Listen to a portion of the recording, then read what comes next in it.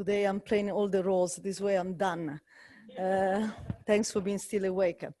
The idea that intergroup contact, face-to-face intergroup contact reduces prejudice is very well established. What I want to do today is present some preliminary meta-analytical results, looking at whether contact valence and self-selection processes might act as boundary condition to these beneficial effects. A few years ago, we advanced this idea of a negativity bias or negative valence asymmetry, the possibility that negative contact experience with members of outgroups might be more influential for outgroup judgment than positive experiences.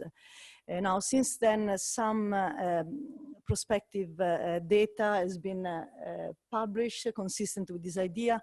But overall, the evidence is very mixed. So there are some studies that show some evidence for negativity biases, studies that show no asymmetry, and studies that even show the reversal. So what we wanted, what we think is really like the most incisive kind of data so far supporting the idea of a negativity bias was a meta-analysis of stereotype change data that I published recently with Kylie McIntyre. In this meta-analysis of about 60 experiments and around 3,000 participants, we found that the exposure to negative outgroup members caused larger changes in outgroup judgment compared to exposure to positive outgroup members, but only when the outgroup was a stigmatized one. Even this more incisive data, however, doesn't really tell us whether negativity biases characterize intergroup contact experiences or more natural experiences with outgroups that allow for individuals to actively select out in and out of contact.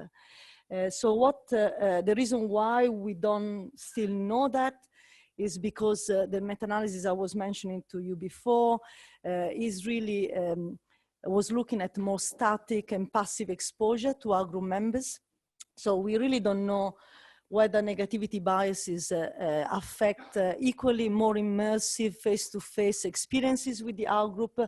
They might be repeated over time and more extended in time as we normally study in the contact literature. So we need to turn our attention to intergroup contact again.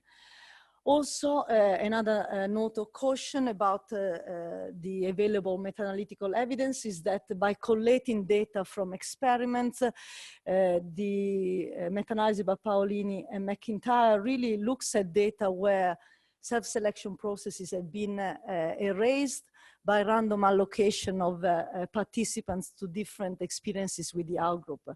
So we really don't know whether negativity biases characterize experiences where people do have some freedom to opt in and out of contact.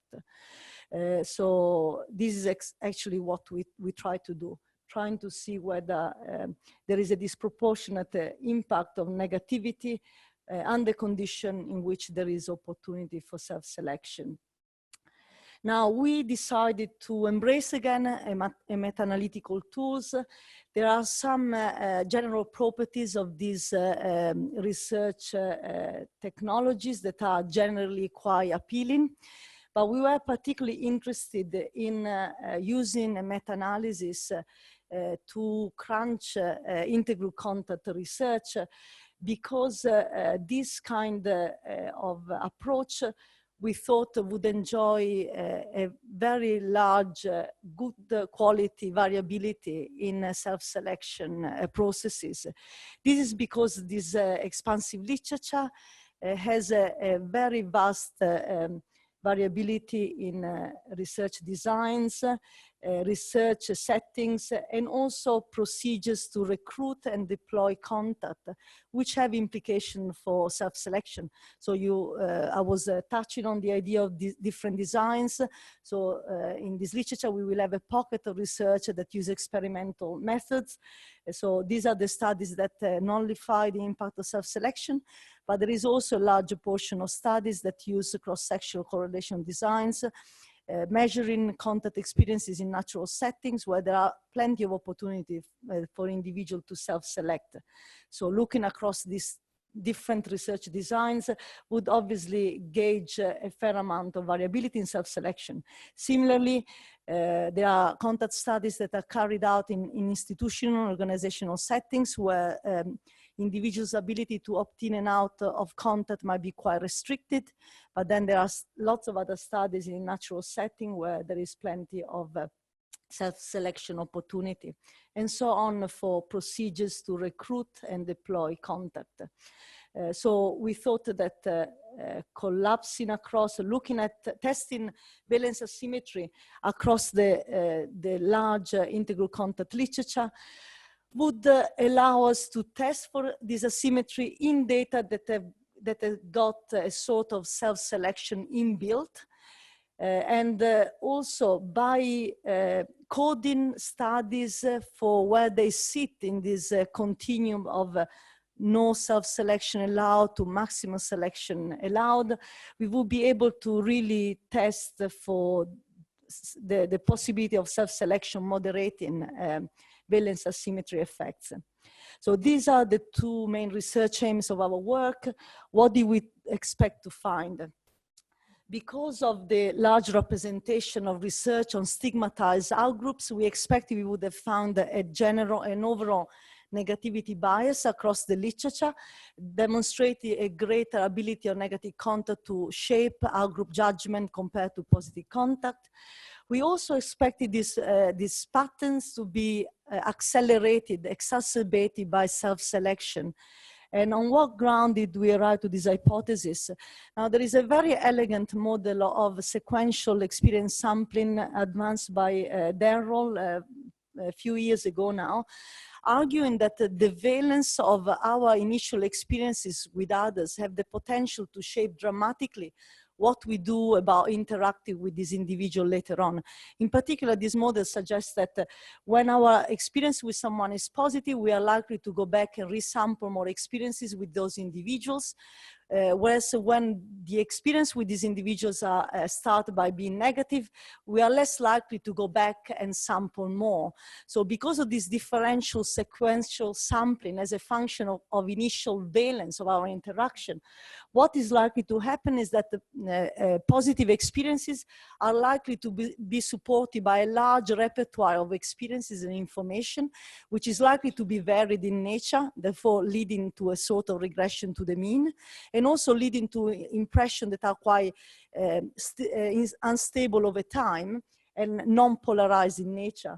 On the other hand, negative impression, because they are supported by a small repertoire of experiences, which are likely to be also more homogeneous in valence, will be more monolithic, more stable in nature. So this is really like the perfect storm for the negativity biases, and that is actually what Denrell predicts in this sampling paper, this theoretical paper.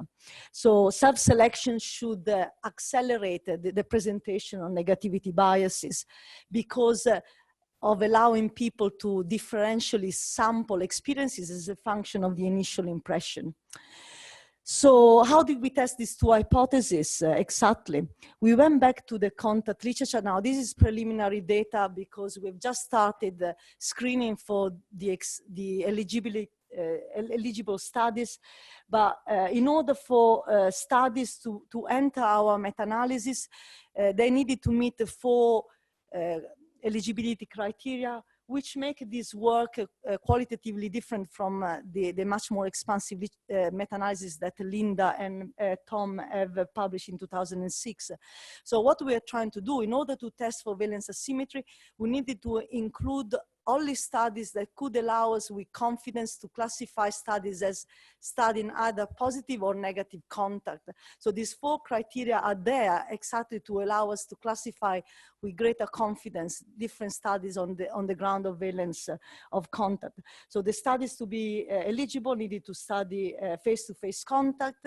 They needed to include a measure of contact valence, either an overall measure of contact quality, valence appraisal of the outgroup members, of valenced emotion during contact. They also needed to report statistics to allow us to actually classify the modal contact experiences, either positive or negative. And they needed to include a measure of outgroup generalization, so assessment of the outgroup as a whole. Now, very early days, we have just identified at this stage 70 studies that met those strict eligibility criteria. So on the right, you find the cloud of effect sizes for the relationship between contact and the prejudice in our ongoing meta-analysis. And on the left, the much denser cloud of effect sizes that Linda and Tom published several years ago.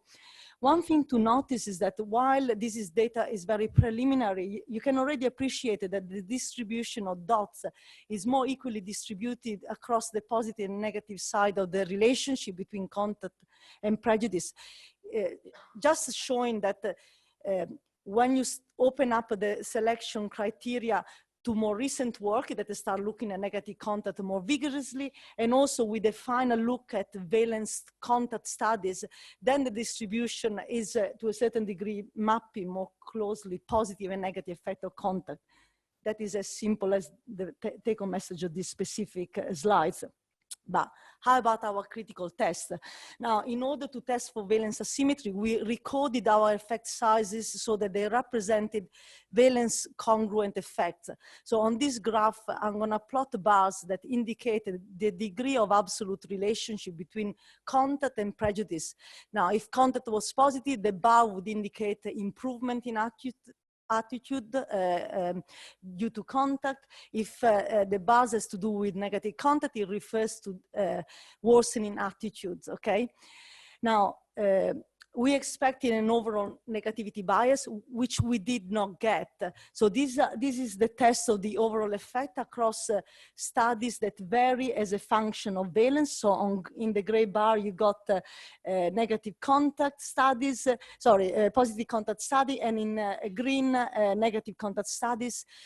Positive contact was associated with improvement in our group, significant improvement in our group attitude, and negative contact was associated with significant worsening of our group attitude. The magnitude of those associations were not statistically different, okay?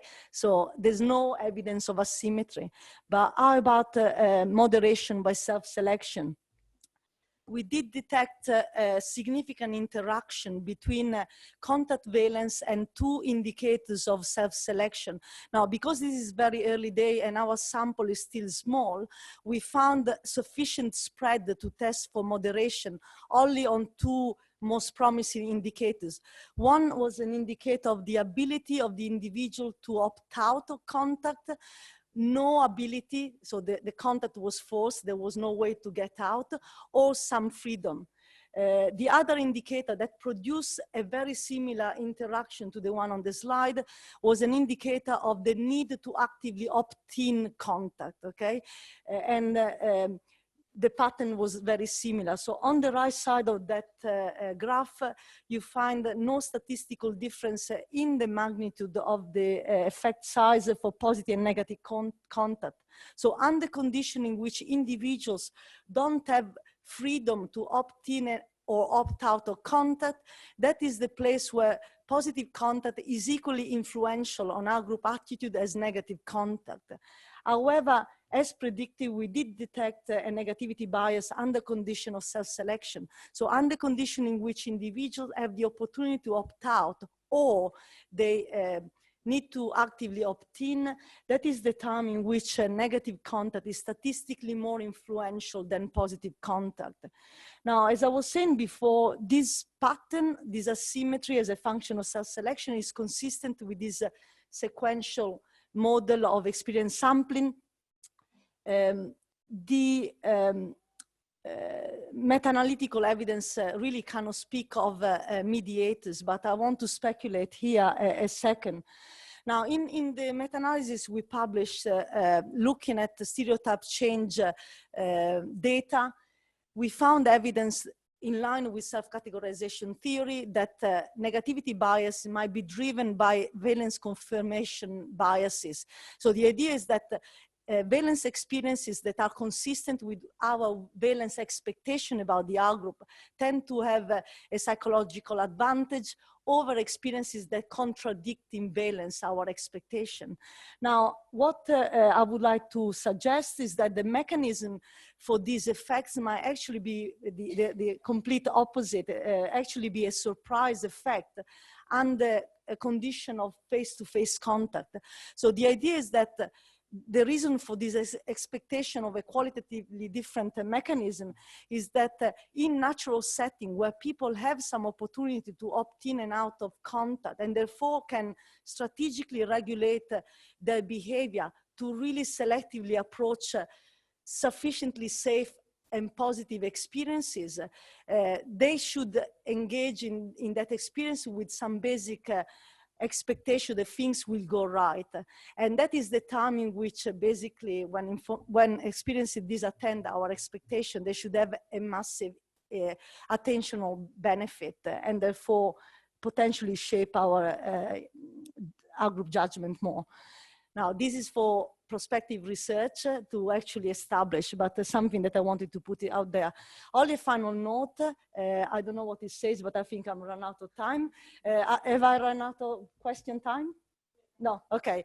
Very quickly, I just wanted to notice, just to put this kind of work into perspective, there will be more data on self-selection processes. And for me, it was interesting to actually think and reflect on how our field has matured over time. So earlier on in this history of our area of investigation, researchers like us would have been very concerned about establishing the value of contact as a prejudice reduction tool. Now, a meta-analysis, extensive one has come by. We are all very comfortable now with the idea that contact indeed most time produces positive outcomes. We are also more comfortable with the idea that the relationship between contact and prejudice might be a bidirectional one, reflecting the effect of contact on prejudice, but also the other way around. So in this more mature and sort of more nuanced way of thinking of contact processes, it's interesting to notice that self-selection have matured themselves in their status from being a methodological artifact, potentially polluting our causal interpretation of the link between contact and prejudice. Now they become factors or focal of attention that deserve a prime research interest, because self-selection are determining factors in deciding whether contact will actually happen, but they also have the potential to shape the downstream consequences of contact. So I'm hoping to see more data speaking of the impact of self-selection. And with that, I'm finished. Thank you.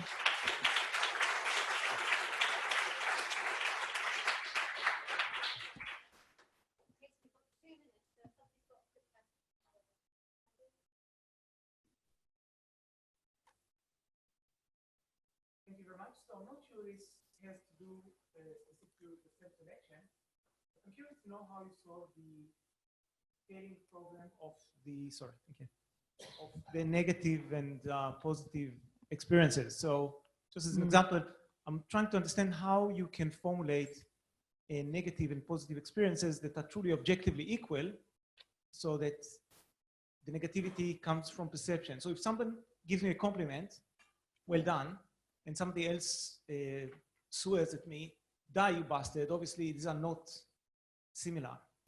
And they are objectively, I would argue, not similar. So how do you go about this? How do you solve built-in differences between the valence that is objective rather than just perceptual or subjective? I think you don't. You just need to accept that, yeah, it's very difficult. There are many challenges so first of all, the neutral point of a valence experience is not necessarily neutral, fully neutral, because simply the experience we sample in everyday life are generally positively torn. So we got the first challenge of establishing what is the really the right benchmark in this kind of exercise. And then there is the dissociation you are pointing towards, which is the objective versus subjective side of things.